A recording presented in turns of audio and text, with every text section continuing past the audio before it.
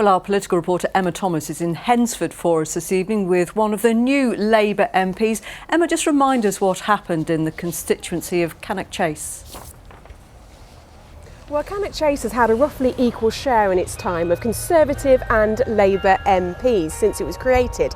In the 2019 general election, the Conservative MP here, Amanda Milling, had a majority of 20,000, which under normal circumstances would make this a pretty safe seat. But this has not been a normal election. And last night there was a swing of around 26% to Labour as people in Cannock Chase elected their new Labour MP. And we can speak to him now. It's Josh Newbury. Josh, has the news sunk in yet? It's starting to. Obviously, I'm delighted with the result and I'm so incredibly proud of our campaign team that made it a reality. What do you think it is about Labour's message this year which has cut through and convinced people here in Cannock Chase to vote for you? Well, I think for a lot of people we restored their faith that Labour can run the country again, that we're speaking their language.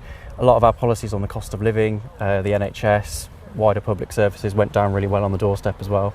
Some people have pointed out that you took 16,000 votes last night, and if you add up the Conservative and Reform votes, they equal around 24,000. So some people are saying this isn't so much a huge swing to Labour as that the more right-leaning vote has been divided between two parties. What would you say to that? Well, clearly a lot of people wanted change and they voted for that. Our vote did go up significantly, which contributed to that record-breaking swing that enabled us to take this seat. That is absolutely huge in this area. A lot of people said that we could never do it, and we have done it.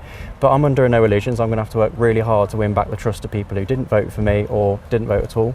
Very briefly, what's your first job when you get to Westminster next week? Well, I'm going down Sunday morning to get set up, get straight back to work. I'm going to be fighting to get money released for regeneration in Cannock Town Centre, fighting for regeneration in other high streets as well, and also everything we need locally, like with our hospital services.